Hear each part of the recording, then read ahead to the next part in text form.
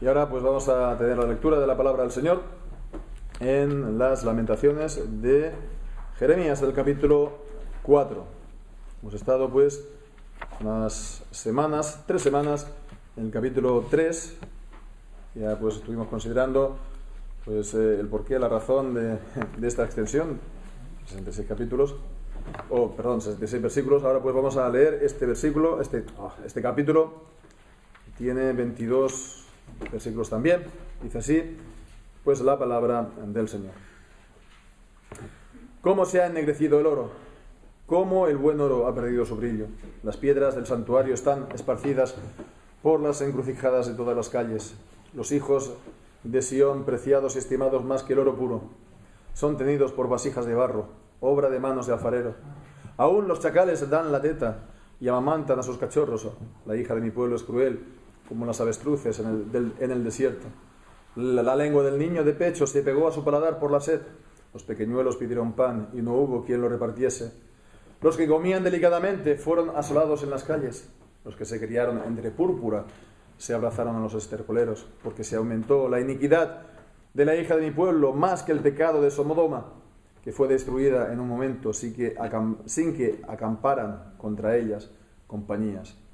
Sus nobles fueron más puros que la nieve, más blancos que la leche, más rubios eran sus cuerpos que el coral, su talle más hermoso que el zafiro. Oscuro más que la negrura es su aspecto, no los conocen por las calles. Su piel está pegada a sus huesos, seca como un palo. Más dichosos fueron los muertos a espada que los muertos por el hambre, porque estos murieron poco a poco por falta de los frutos de la tierra. Las manos de mujeres piadosas cocieron a sus hijos. Sus propios hijos les sirvieron de comida en el día del quebrantamiento de la hija de mi pueblo. Cumplió Jehová su enojo y derramó el ardor de su ira, y encendió en Sión fuego que consumió hasta sus cimientos. Nunca los reyes de la tierra, ni todos los que habitan en el mundo, creyeron que el enemigo y el adversario entrara por las puertas de Jerusalén.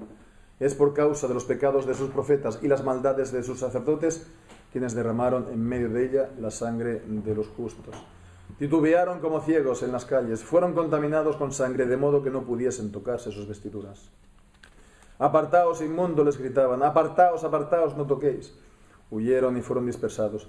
Se dijo entre las naciones, nunca más morarán aquí. La ira de Jehová los apartó, no los mirará más. No respetaron la presencia de los sacerdotes y tuvieron compasión de los viejos. Aún han desfallecido nuestros ojos, esperando en vano nuestro socorro. En nuestra esperanza aguardamos a una nación que no pueda salvar. Cazaron nuestros pasos para que no anduviésemos por nuestras calles. Se acercó nuestro fin, se cumplieron nuestros días, porque llegó nuestro fin. Ligeros fueron nuestros perseguidores, más que las águilas del cielo. Sobre los montes nos persiguieron, en el desierto nos pusieron emboscadas.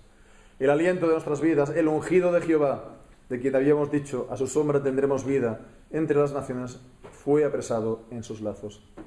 Gózate y alégrate, hija de Edom, la que habitas en tierra de Uz. Aún hasta ti llegará la copa, te embriagarás y vomitarás. Se ha cumplido tu castigo, oh hija de Sión. Nunca más te hará llevar cautiva. Castigará tu iniquidad, oh hija de Edom, descubrirá tus pecados. Amén. Y el Señor bendiga su santa palabra. Bien, pues hemos estado leyendo entonces este capítulo 4 de Lamentaciones. Nos acercamos ya entonces al final. Entonces, Lamentaciones tiene 5 capítulos y si Dios quiere lo vamos a concluir la semana que viene. Después vamos entonces a estar continuando también con digamos nuestros estudios, ¿no? Por la mañana en el Nuevo Testamento, por la tarde en el Antiguo Testamento, pero vamos a dejar ya un poco temática también de profetas, ¿no? Jeremías o Lamentaciones, y vamos a volver a la literatura, digamos, sapiencial, ¿no? Entonces estaremos viendo libros como Ruth, como Esther y como Cantares. Esto es lo que vamos a tener pues a continuación. Pero vamos a concluir antes este libro de Lamentaciones ya iniciado, para tener entonces una visión, ¿no?, de conjunto tanto de Jeremías como también de Lamentaciones. Ya hemos estado viendo que se tienen que ver, ¿no?, conjuntamente ambos libros en su mensaje, en lo que nos dice. Este capítulo pues vuelve entonces a las dimensiones entre comillas normales, 22 versículos. Recordar que se trata del acróstico típico, aquí también. Cada versículo comienza con la letra sucesiva del abecedario en hebreo. Y pues fijémonos que comienza ¿cómo se ha ennegrecido? Una exclamación. Pues fijémonos que es también lo mismo que cómo comienza el mismo libro, en el capítulo 1, versículo 1. ¿Cómo ha quedado la ciudad populosa? En ambos casos es una exclamación, ¿cómo? ¿No? Es la misma palabra, ¿cómo? Bien, pues entonces vemos, es otra vez acróstico, otra vez comienza con cómo. La temática en general tampoco varía mucho. Entonces, ¿cuál es, digamos, no voy a decir el interés porque la palabra de Dios es siempre, pues, tiene interés de por sí, ¿verdad? Pero ¿cuál es el enfoque en particular de este capítulo? ¿Qué es lo que este capítulo nos aporta a lo ya visto? ¿O es mera repetición? ¿No? Pues bueno, si hacemos atención, vemos que hay también un enfoque en particular en estos versículos que conviene, ¿verdad?, tenerlo, estar atento a él, y conviene retenerlo, y conviene no olvidarlo. Fijemos que va a ser también, pues, esto, pues,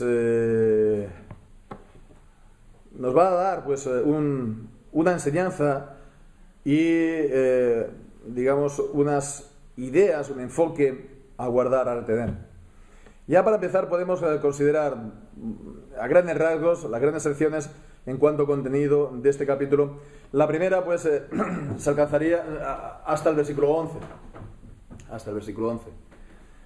Y si lo miramos pues así, resumidamente, lo que nos está diciendo estos versículos siempre es más o menos el contraste entre el pasado, el recuerdo del pasado antes del juicio, la realidad del presente, ¿no?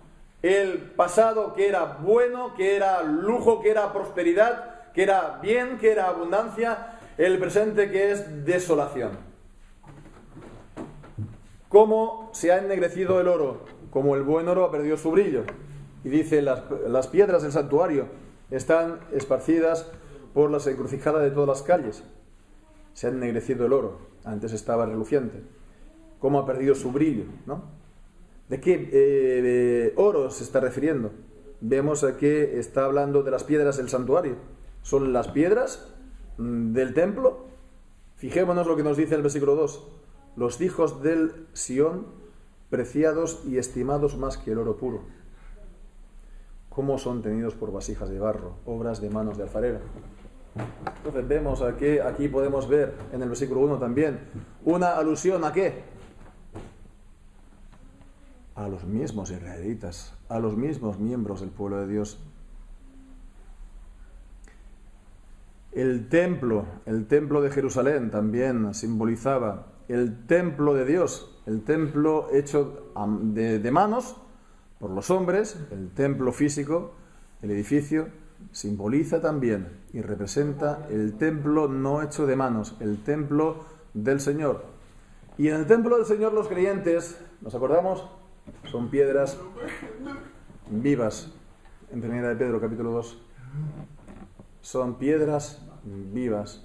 Son instrumentos que el Señor pues pone e inserta en su pueblo para que su pueblo crezca y se sobreedifique. Y estas piedras vivas son de estima y de gran precio delante del Señor. Son como oro puro, brillante y reluciente. Hemos pues de guardar nuestro camino, guardar nuestra fe, guardar nuestra vida con el Señor, para que no seamos pues como el oro ennegrecido, tirado por las calles. Hemos de guardar nuestra santidad para que el Señor pues guarde también, pues nos guarde como su especial tesoro entre todas las familias de la tierra. Hay muchas descripciones de estos versículos, entonces solamente lo vamos a mirar pues muy por encima. Del versículo 3 y 4 pues vemos que está contrastando Incluso los animales son más... cuidan más de los suyos, ¿no?, que los de Israel en el tiempo de la calamidad, en el tiempo del juicio y del castigo. Aún los chacales dan la teta y amamantan a sus cachorros. La hija de mi pueblo, sí, por lo contrario, es cruel como las avestruces del desierto. Cruel para con los suyos, como no haría ningún otro pues animal. La lengua del niño de pecho se pegó a su paladar por la sed. Los pequeñuelos pidieron pan y no hubo quien lo repartiese. Cuando pues están apretados en estrecho y en angustia por el juicio. El versículo 5 y 6 pues también vemos el contraste, ¿no?, el contraste de lujo de antes. Los que comían delicadamente, ¿no?, el lujo. También los que se criaron entre púrpura, el lujo. Y ahora pues están asolados en las calles, abrazados en los estercoleros. Y nos da la razón en el versículo 6 de todo esto. Porque se aumentó la iniquidad de la hija de mi pueblo más que el pecado de Sodoma. Y sabemos pues que el pecado de Sodoma y Gomorra están puestas en la Biblia como ejemplo, como advertencia. Primero de hasta dónde puede llegar el pecado en una comunidad, en un pueblo, y advertencia también de juicio. Nos lo vemos en el Nuevo Testamento también, como nos lo dice en Segunda de Pedro.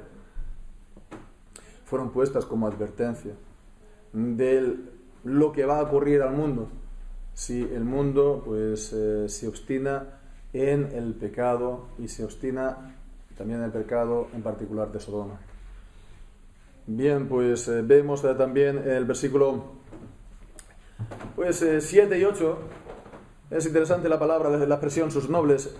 Sus nobles, pues hay otras versiones que traducen como nazareos.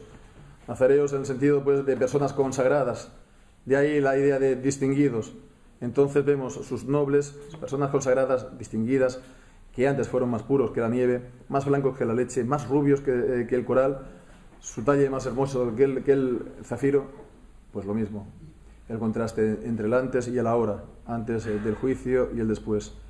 Oscuro más que la negrura su aspecto, no los conocen por las calles, su piel está pegada en sus huesos, seca como un palo. Y en definitiva pues vemos que el versículo de 9 al 11 pues también está alabando de alguna manera a los que murieron a espada que a los muertos de hambre, porque esos fueron muertos poco a poco, consumidos por la falta del fruto de la tierra, versículo 9, y también pues la crueldad de las mujeres para con sus hijos en el día del castigo, etcétera, del quebrantamiento de la hija de mi pueblo. Y todo esto, ¿por qué? Porque versículo 11, cumplió Jehová su enojo, derramó el ardor de su ira, encendió en fuego que consumió hasta sus cimientos. Y alguien se podría decir, ¿por qué todo esto? ¿Por qué todo esto?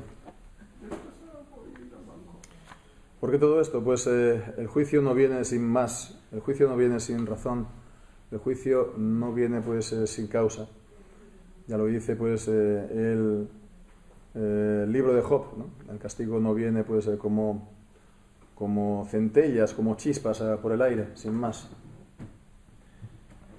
Dice, nunca los reyes de la tierra, ni todos los que habitaban en el mundo, creyeron que el enemigo y el adversario entrara por las puertas de Jerusalén. Ellos estaban, por tanto, confiados. Razón por la cual no oyeron las palabras, ni escucharon las palabras del verdadero profeta, Jeremías. ¿Qué les estaba advirtiendo? Si ellos hubieran creído y ellos se hubieran arrepentido, lo estuvimos viendo en el libro de Jeremías, el Señor habría apartado el castigo, pero ellos estaban confiados. Ellos estaban confiados. ¿Y por qué esto? ¿Por qué estaban confiados? Pues aquí la causa. Y este es el enfoque. Uno de los enfoques principales que decía de este libro, de este capítulo en particular. Es por causa de los pecados de sus profetas y las maldades de sus sacerdotes. Se culpabiliza, se responsabiliza. ¿A quiénes? A los profetas y a los sacerdotes. Aquellos que decían, nunca ocurrirá lo que dice Jeremías, nunca seremos visitados de mal, no os preocupéis por lo que él dice, vamos a taparle la boca, vamos a esta mañana mismo lo he podido leer, ¿no?, en mi lectura personal, que lo llevaron otra vez a Jeremías, ¿no?, delante de los reyes, ¿no?, en Jeremías 26 creo que es, ¿no?, pidiendo que lo mataran, porque él estaba diciendo que Jerusalén iba a ser destruida, como Silo, como el tabernáculo en Silo. ellos, pues, los falsos profetas y los sacerdotes, ellos fueron los primeros en oponerse a la palabra de Dios. Ellos fueron los primeros en oponerse al verdadero profeta del Señor. Ellos estaban, digamos, por delante. El pueblo no veía o no escuchaba a Jeremías porque tenía la voz de los falsos profetas y de los sacerdotes delante que decían: no va a pasar nada, aquí no va a pasar nada, porque esto es templo de Jehová, templo de Jehová, templo de Jehová es este. Y el Señor está con nosotros y nunca nos va a dejar, nunca nos va a pasar nada. Por lo tanto, no os preocupéis, no tenéis que ser tan rígidos como este oscurantista Jeremías, que lo único que hace es, pájaro de mal agüero, decirnos de cosas malas que nos van a ocurrir. Nunca esto va a ocurrir. Nos tenemos que ser más suaves, nos tenemos que ser más tolerantes con los demás, tenemos que ser una visión un poco más, etcétera, etcétera, etcétera. Digamos, el discurso típico, normal, de los falsos profetas en el Antiguo Testamento, ¿no? No va a pasar nada. ¿Y por qué en fondo? ¿Por qué? Pues porque lo dicen ellos. Pues es por causa de los pecados de sus profetas y la maldad de sus sacerdotes. Ellos tenían la responsabilidad de enseñar al pueblo y ellos tenían la responsabilidad de enseñar la palabra de Dios y las advertencias de la palabra de Dios. Si el pueblo no guardaba su palabra, no lo hicieron, es por causa de los pecados de los profetas y la maldad de los sacerdotes. Es una gravedad tremenda, pues, que haya, pues, alguien que está predicando la palabra de Dios teóricamente y lo que está predicando no es la palabra de Dios, sino su propio corazón, sus propios buenos deseos, sus propios anhelos personales, etc. Y eso vaya a ser, pues, la causa del mal y la ruina del pueblo. Ellos estaban ahí para hacer, digamos, contrapoder, si se puede decir así, a los reyes, ¿no? Si leemos el Antiguo Testamento vemos esto. Ellos tenían que estar ahí para advertir a los reyes, para enseñarle la palabra de Dios a los reyes, a los que gobiernan, ¿no? Y en vez de ello, ellos le hacían la cobertura a aquellos que transgredían la palabra del Señor. Le guardaban las espaldas. Nunca os va a pasar nada. Es por el pecado, por lo tanto, de los profetas y las maldades de los sacerdotes y de todos aquellos que hacen la cobertura de aquellos que decretan el pecado y el mal, que al final viene el pecado, que viene, el juicio y la ruina. Se puede decir que así va el ministerio de la palabra de Dios, así va también al final el estado de la nación. Por lo tanto, aunque sea, pues, no lo más cómodo de hacer, pensando en términos del propio profeta Jeremías en este caso, ¿no? Ya sabemos cómo acabó, ¿no? En el pozo de la cisterna.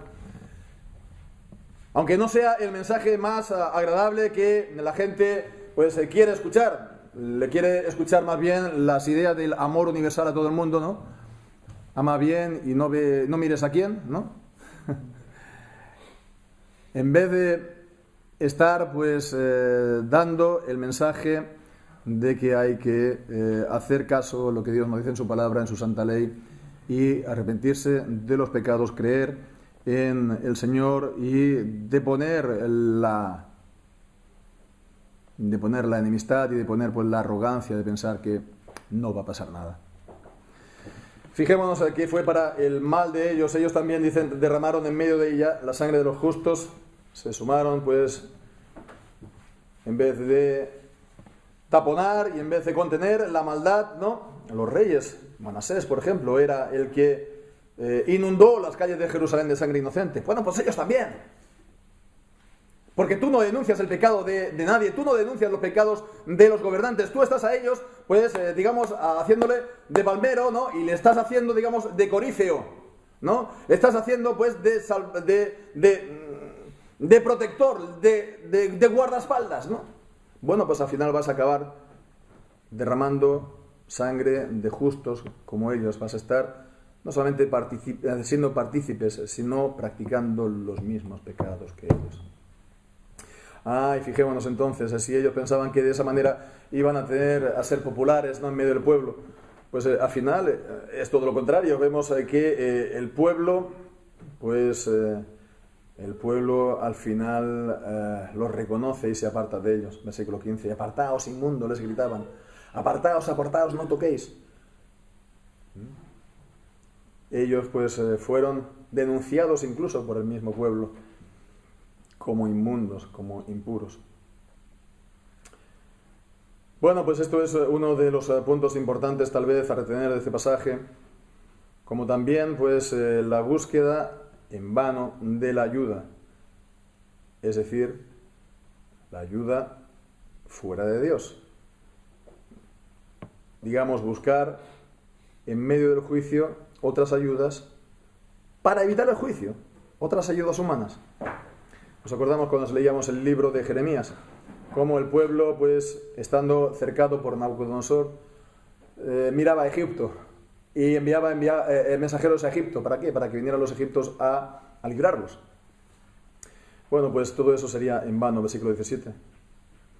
Dice, aún han desfallecido nuestros ojos esperando en vano nuestro socorro. En nuestra esperanza aguardamos a una nación que no pueda salvar. Alusión, por lo tanto, como hemos visto, a Egipto. Estaban aguardando a una nación que no podía y que no iba a salvar. Y por consiguiente, ellos cazaron nuestros pasos, los de Nabucodonosor, Babilonia, para que no anduviésemos por nuestras calles. Se acercó a nuestro fin, se cumplieron nuestros días, porque llegó a nuestro fin. Es en vano, por lo tanto, buscar la ayuda de los hombres cuando es Dios quien visita con vara. Cuando es Dios que visita con vara, hemos de, como hemos visto en el capítulo 3, pues dar la mejilla a quien nos hiere. Hemos de golpear nuestro muslo. Hemos de decir, es Jehová quien nos lo impone. Y entonces, pues, doblegarnos a la voluntad del Señor. Y no buscar, por lo tanto, que venga a Egipto o que venga, pues, carne humana a quien nos libre de nuestros apuros, etcétera, etcétera, etcétera. Bien, pues fijémonos cómo también está hablando en el versículo 20, hay una referencia también aquí, aunque no lo dice por nombre, hay una referencia al rey, y la rey sabemos que era Sedequías, el aliento de nuestras vidas, el ungido de Jehová, por lo tanto el rey es Sedequías, de quien habíamos dicho, a su sombra, a la sombra del rey, tendremos vida entre las naciones, fue apresado en sus lazos. Y bien, ya para concluir, pues vemos en los versículos del 21 al 22, en todo este discurso, en todo este diálogo que hemos visto hasta el momento, pues vemos, está hablando del castigo, de Jerusalén, etcétera, etcétera, las razones también, fundamentalmente el pecado de profetas y sacerdotes. Y en el versículo 21 al 22 resulta que está hablando de Edom, y pasa del uno a lo otro. Edom, y dice, Edom, ya sabemos, es la nación vecina, enemiga de Israel, y hay una palabra por lo tanto para ella, y dice, gózate y alégrate, hija de Edom, la que habitas en tierra de Uz, aún hasta ti llegará la copa. Evidentemente, sabemos, ¿no? Por la lectura de Jeremías, y aún de Apocalipsis y otros lugares, está hablando de la copa de juicio. Gózate y alégrate. ¿Qué significa esto? Gózate y alégrate que hasta ti vendrá la copa. ¿Qué significa esto? Pues es como si estuviera diciendo aquí Jeremías, ya te puedes gozar, ya te puedes alegrar del quebrantamiento de Israel, tu enemigo. Ha venido el quebrantamiento. Ella ha sido asolada. Y de hecho, ella se vio beneficiada. Nabucodonosor le dio el campo de Judá para Edom, ¿no? Toma. Entonces va y además expande las fronteras y se queda, pues, con parte de la nación. Bien, pues ya te puedes gozar, ya te puedes alegrar. En el quebrantamiento, sí, pero a ti también va a llegar la copa. A ti también va a llegar el juicio y te embriagarás y vomitarás tu parte. Se ha cumplido tu castigo, oh hija de Sión. El Señor ha cumplido el castigo en su pueblo para purificarla, para limpiarla de su pecado. Y dice, nunca más te hará llevar cautiva. Sin embargo, entonces a Edom dice, castigará tu iniquidad, oh hija de Edom, y descubrirá tu pecado. Así, por lo tanto, sí, te alegras, te ríes, te ensoberbeces en contra de Israel, tu enemigo, que es el pueblo del Señor, pero tu victoria es momentánea. Y la victoria de y la prosperidad y la seguridad del impío que se ensoberbece contra Dios es solamente por un momento. Sin embargo, no es así con el pueblo de Dios, porque el pueblo de Dios es todo lo contrario. El pueblo de Dios podemos recibir la vara y la corrección, la persecución incluso, podemos recibir males en esta vida, pero nosotros en esta vida somos más que vencedores por medio de aquel que nos amó. ¿Por qué? Porque Él es el que venció. Él es el que ha vencido a todos los enemigos de Dios, los nuestros y por tanto también los suyos. Él ha vencido a los enemigos suyos, y estos enemigos suyos es el diablo, es el mundo, pero en el mundo los enemigos tienen nombres y apellidos, tienen caras determinadas, tienen obras que han hecho, son reyes, son profetas, son falsos profetas, falsos sacerdotes, son gente común. El mal tiene cara, tiene nombres, apellidos. No es un mal así abstracto, no es un mal así flotando, es un mal real, personal. Y el Señor ha obtenido ya la victoria. Es cuestión de tiempo de que veamos esta victoria del Señor Jesucristo sobre todo nombre, sobre todo lugar. Él es el victorioso. A nosotros nos hace victoriosos en Él, pero hemos de perseverar en toda circunstancia. Y es de esta manera, perseverando en toda circunstancia, incluso en la adversidad, como hemos visto esta mañana, incluso en medio de cuando somos purificados por el Señor en el horno de la prueba. Es entonces cuando cobra sentido y nos acordamos de las palabras de Jesucristo a las iglesias en Apocalipsis: el que venciere, es decir, el que persevere hasta el fin, el que no abandone, el que en medio de toda circunstancia esté firme sin claudicar en el Señor lo pondrá, utilizando la imagen de Isaías, lo hincará en la casa de Dios y colgará de él toda la honra de su Padre. Así pues hemos de nosotros perseverar en nuestra fe, en nuestra confianza en Jesucristo, el victorioso, y a su tiempo, por lo tanto, el Señor nos exaltará. Y a nuestros enemigos, el Señor los pondrá bajo el estrado de sus pies. Pues que así sea, hermanos, y que el Señor bendiga su santa palabra. Amén.